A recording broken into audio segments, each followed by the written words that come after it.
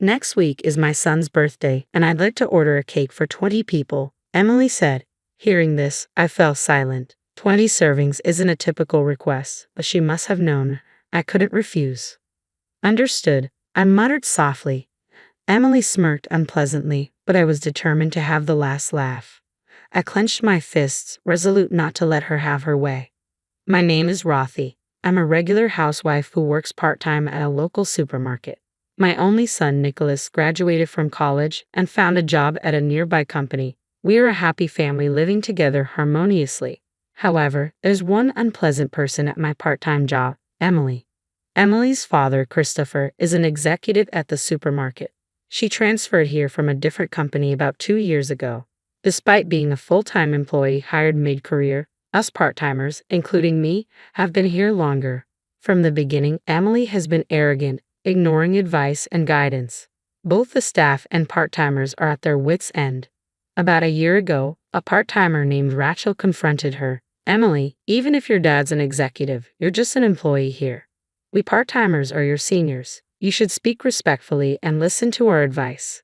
I thought Rachel was amazing for saying what no one else would. However, soon after, Rachel was transferred to a location too far for her to commute, forcing her to resign. Everyone thought it was Emily's doing, but nobody dared to say it out loud. Since then, no one has opposed her. The supermarket where I've worked for a long time is more than just a job. It's a cherished place where I belong. I often hang out with my part-time colleagues, and apart from Emily, we have good relationships.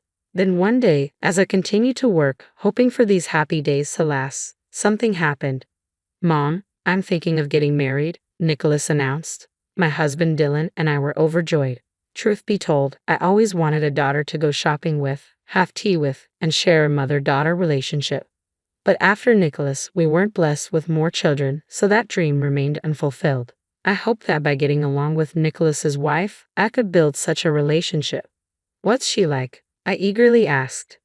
Nicholas seemed happy. She's a very kind girl. Her parents seem well established, like she comes from a good family. I'm still a bit worried if I'm good enough for her. That's wonderful. I'm excited to meet her, I replied. Her name is Emily, Nicholas continued. He often talked about her, saying Emily this and Emily that. She apparently attends cooking classes and is good at cooking. She seems to like sweets too. Hearing Nicholas talk about her made me happy. A week after Nicholas's news on the weekend, she was coming over to meet us. She arranged it to match my day off. Not being as skilled in cooking to impress someone who excels at it, I ordered pizza and prepared a cake for that day. Dylan and I waited at home for Nicholas to bring her over. Then the long-awaited doorbell rang. She's here, I announced, feeling a mix of excitement and apprehension. I rushed from the living room to the front door. We're back. Emily, this is Mom, Nicholas said. As I turned to the woman beside him, I froze in shock. Nice to meet you, I'm Emily. Hi, Emily. Right before me stood Emily, the very source of my troubles at my part-time supermarket job. You know my mom? Nicholas asked. I had no idea Nicholas's mom was you. Emily seemed equally surprised. Come in for now, please, I said, still shaken, inviting them inside. Leaving me at the entrance, Nicholas led Emily to the living room. Hearing them talk with Dylan, I took a deep breath to calm myself. They had met at university. Emily is 2 years older than Nicholas. They were introduced by an acquaintance and reconnected about a year ago, eventually starting to date. I was surprised to learn your part-time job was at my workplace. You said you were in administration, so I thought you worked at a law office near the supermarket, Nicholas said, laughing nonchalantly, unaware of where his girlfriend worked. Indeed, Emily had graduated from law school and used to work at a law firm. Nicholas must have assumed she continued working at a law office and never asked explicitly. We chatted around the pizza, the conversation mingling with the unexpected reality of our new connection. I could only force a smile, unable to accept the reality and wishing it was just a dream. I'm truly surprised to think you're Rothy's son. I've been under your mom's care at work, Emily said, feigning innocence as if she treated us part-timers as anything but slaves. That's not true. I'm sure everyone's grateful for someone like you. Mom always says she enjoys her job and that there are nice people at the supermarket, Nicholas said. That's nice to hear, I replied, though I never intended to include Emily in that group of good people. Naturally, I couldn't say such a thing. so I stood up. I'll go prepare the dessert. Emily, would you like coffee or tea? I wanted to be alone, my heart racing. I needed to calm down quickly. I'll help, Emily, she said suddenly, standing up, an unusual gesture from her considering our part-time job. It's okay, you're a guest. Please sit down, I insisted, but Emily walked to the kitchen. Dylan and Nicholas watched with smiles, so I sighed quietly. However, Emily didn't miss a beat. It's really surprising to think you'll be my mother-in-law. Yes, that's right. It will be easier to get along. Looking forward to it. What does she mean by that? I had a bad feeling about those words, but I tried to keep her. Her smile was a sneer, always displaying contempt towards me at work. Just so you know, don't say anything unnecessary to Nicholas. Her words wiped the smile from my face. Emily knew. She knew she was disliked by us part-timers simply because I happened to be Nicholas's mom. She must have been planning to do whatever she wanted, using Christopher and Nicholas as shields. I turned pale, frightened by her, fearing she would destroy our happy days. Emily eventually left the kitchen without helping. That must have been her purpose for coming here. What about the preparation? Nicholas's voice interrupted. Emily replied curtly. I returned cheerily, not wanting to be in the way, so I came back. I told Nicholas, won't you reconsider the marriage? But my words would undoubtedly make my son dislike me. Don't interfere with Nicholas's marriage, even Dylan scolded me. So I just watched the two of them. Still, they seemed to have a good marriage, and Nicholas looked happy. A month after the marriage, I found out Emily was pregnant. Although it was complicated, I was also happy. Nicholas and Emily built a house next to ours, a separate household from Nicholas's. Dylan told me you should be a little more considerate, but knowing Emily's true nature, I wanted to avoid her. Still, I loved my grandson. His name was Ethan, a lively boy I rarely saw, but I looked forward to hearing his healthy cries. However, about 6 months after he was born, there was a day when his crying could be heard all day long. I finally rang the neighbor's doorbell. What is it? I said. Hello. Probably because I was the one who called out. Emily, who seemed to have been asleep, came to the door. Knowing it was me, I was worried because Ethan had been crying non-stop. Is everything okay? I simply stated the reason, but Emily looked annoyed. Are you saying I'm neglecting Ethan? She retorted sharply. No, that's not what I'm saying. I was just worried. If you're tired, I can wash him or help in any way, I hastily offered. But Emily didn't seem to hear. Dealing with modern kids is difficult, she muttered dismissively. In the end, I was turned away, and Ethan kept crying. A few days later, Emily came to our house with Ethan in her arms. Rothy, could you watch Ethan for a bit? She asked unexpectedly. Yes, of course, I replied, surprised by the sudden change in attitude. What's this about? I tried to understand the situation, but Emily left Ethan and his things at our house and departed. Oh, Ethan's here, Dylan noticed from the entrance, happily taking Ethan from my hands and heading to the living room. I followed Dylan, carrying Ethan's belongings. Since then, Emily started leaving Ethan with us frequently from morning till night. It was like running a daycare alongside my part-time job. Emily was on parental. I did agree to watch him, but there's a limit. I talked to Dylan and Nicholas about it, but they don't seem to take it seriously. Eventually, I had to take time off work or ask Dylan to watch Ethan briefly so I could rush to and from work. However, interfering too much and upsetting Emily would be troublesome. Despite the difficulty, I enjoy and cherish my time with Ethan. Dylan also looks forward to Ethan's daily visits. Busy but happy, the three of us spent enjoyable times together. Half a year later, Ethan's first birthday was approaching, and I was pondering what to give him as his first present. In the past, birthdays meant inviting relatives for celebrations, but there was no invitation from Nicholas or Emily. They must be planning a modest family celebration. While looking at my phone and thinking this, I received a call.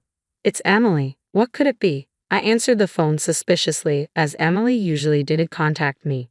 Hello, Rothy. As you probably know, next week is my son's birthday, so I'd like a cake for 20. People were surprised by this sudden request. I was at a loss for words. What do you mean? I managed to ask. Just what I said. We're inviting relatives for a celebration, so I'm asking for the cake. I plan to serve a meal, so I can't manage the cake too. Plus, I thought I'd give you a chance to show off.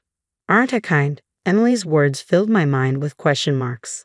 We weren't even invited to the celebration, and a cake for 20 people is not something a regular person would request. Emily's relatives, aunts, and uncles will be among the about 20 guests. Surely my employer at the supermarket and Emily's father-in-law, Christopher, will be there too, I thought, trying to make sense of the situation. I already told Dad that you will make the cake. It's a chance to show your good side. Who knows? You might get promoted to a full-time position, Emily said mockingly. I don't aspire to be a full-time employee, I replied quietly. As a part-timer, I shouldn't worry so much, but I couldn't forget Rachel, who was driven to resign. I told myself I must avoid being pushed into quitting. Emily's words are like knowing. I couldn't refuse, knowing she was exploiting my weakness.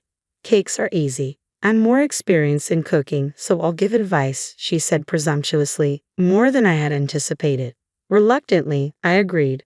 All right, but with 20 people, maybe you should reconsider serving individual portions or using a large platter, I suggested.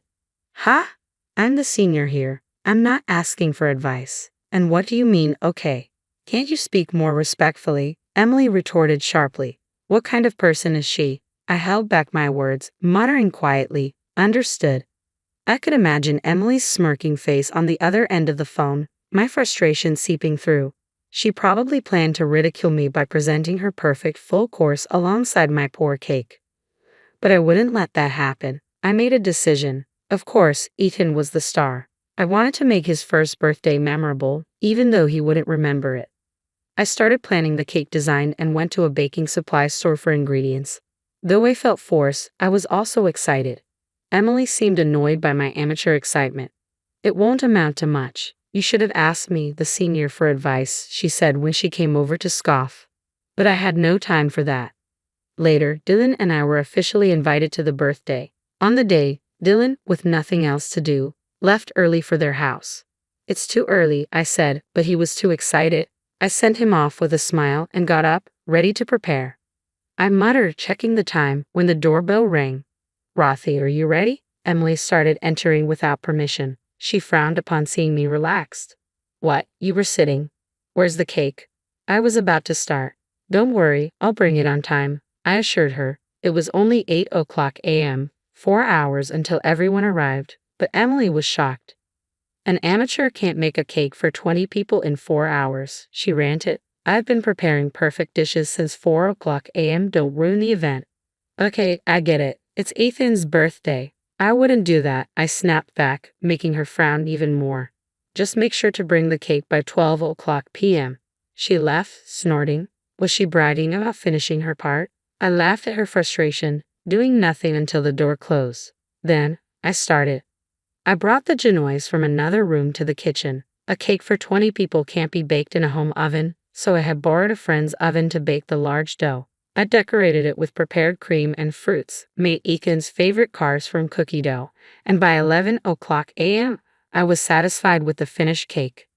I hurriedly finished and called Nicholas to safely transport the cake. I left it in a cool place and headed to the room where everyone was gathering, the largest room in Nicholas's house. They planned to eventually build a wall here to divide the room and turn it into a children's room. It was a good opportunity for such an event, as we hadn't celebrated the new house with relatives before. Ethan, unsettled by the crowd, was crying with Nicholas holding him. Everyone smiled at little Ethan's discomfort. Then Emily, with her mother-in-law Olivia's help, proudly brought in her dishes. Here's the appetizer assortment, she announced, placing small plates in front of each guest. The presentation was indeed beautiful and well-crafted. However, by the time she finished serving everyone, the first plates needed clearing. Ethan was still crying, and Emily and Olivia were busy. I stood to help, but Christopher said, "You should sit, Rothy. We're supposed to be the guests." Indeed, I agreed and sat back down, but the situation looked tough. I took Ethan from Nicholas and suggested he help Emily. As soon as I held Ethan, he became happy and started laughing. Everyone was charmed by this, but Emily looked displeased. She couldn't treat me like a pawn anymore, especially after hearing Christopher's earlier words. Christopher had been attentive, asking me about my job and Emily. I couldn't tell him everything, but our conversation brought up Rachel, who had been forced to resign. Did he really do that? He didn't seem like such a person. The dishes, served at intervals of 10 minutes each, were somehow completed. But judging by the relatives' reactions, it didn't seem they were fully satisfied. No matter how confident Emily was in her cooking, she should have considered serving family-style dishes given the guests and situation. All the dishes are served. Did everyone enjoy them? Emily said this with a happy expression. It seemed she was the most. Olivia next to her hadn't eaten anything and looked distressed, which was pitiable. Rothy has made Ethan's cake. It's ready, right? Emily turned to me. Yes, I'll bring it, I replied. I asked Nicholas for help and brought in the large cake. Emily's nieces and nephews gathered around the big box. Dylan held Ethan, who didn't show interest yet, but the adults were curious about the large cake box. Here it is. Nicholas and I opened the box. Cheers erupted at the sight of the cake we revealed. The children's genuine reactions were delightful, and I couldn't help but smile. The relatives were impressed, asking, "Did you really make this?" They took pictures. However, Emily, in a voice that cut through the calm atmosphere, exclaimed loudly, "What? You said you'd make it, not buy it. I want a unique cake for Ethan." She must have been tired and hungry. Her anger peaked with everyone's positive response to my cake. I did make it. Lies, you weren't doing anything this morning. The genoise was already baked, and the decoration was ready, Emily insisted, surprised. Genoise. It's a type of sponge cake. I've always called it that. I smiled at Emily. Ha, Christopher laughed. Then Dylan explained, "Actually, my wife used to be a pastry chef. I couldn't bake a cake for 20 people in our oven, so I asked a friend to borrow theirs and baked it yesterday." When I said that, Emily's face fell. She must have been upset, her plans having gone awry.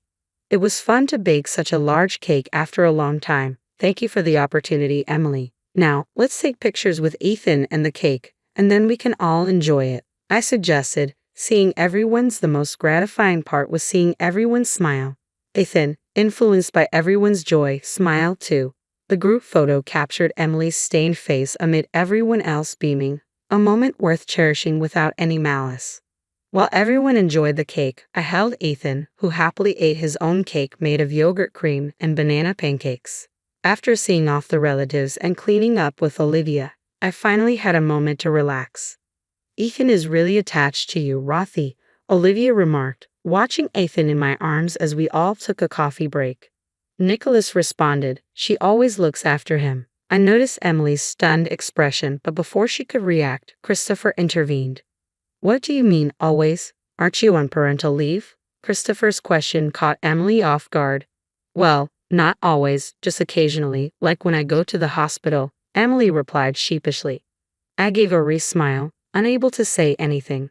Nicholas realized his slip-up and looked uneasy. Christopher, noticing today's events and Emily's behavior, seemed contemplative. "Don't lie, tell the truth," he demanded. Emily murmured in a small voice, "I left him when I went out with friends." Christopher pressed further, "Is that all you burdened her with? You didn't know Rothy was a pastry chef, did you? Then why did you ask her to make such a big cake? Surely you were trying to be mean to her." Emily turned red and fell silent at Christopher's words, caught off guard. Nicholas was flustered. "Apologize to Rothy," he said firmly to Emily. Tears welled up in Emily's eyes as she looked at me and murmured softly, "I'm sorry." Christopher then politely bid farewell to Dylan and me. "I'm sorry for the trouble my daughter caused," he said. "It's all right, we understand you're busy, but please come to visit sometimes," we replied, seeing off their parents-in-law. Regarding Rachel, it seemed Christopher was not involved. Emily had persuaded the manager to transfer her after I inquired about it. Learning the truth, Christopher disciplined the manager and Emily had to resign at his behest. Christopher, angry at her for disgracing him, later visited the store where I worked to apologize. He indeed seems to be a responsible person. Since then, Emily has been respectful and no longer belittles people. She seems to genuinely care for Ethan. Nicholas, unaware of her previous coldness towards me, was disillusioned after learning everything. It was the first time he scolded Emily. Emily realized her mistakes and became much more subdued, as if she had changed as a person. She probably had been acting as she pleased, misusing Christopher's influence and thinking herself important. Being reprimanded by her father and husband at her age was a humbling experience.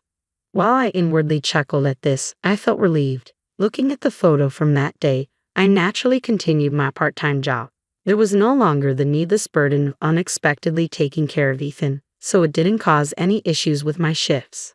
I've been enjoying my time as usual, going out with my part-time colleagues. Emily's attitude has changed. She no longer behaves as before and has even asked me to teach her how to bake cakes. I was genuinely happy about this. While it's not the mother-daughter relationship I had dreamed of, I hope to gradually build a good relationship with my son's wife. I want us to become a family that celebrates and watches over Aiken's growth together.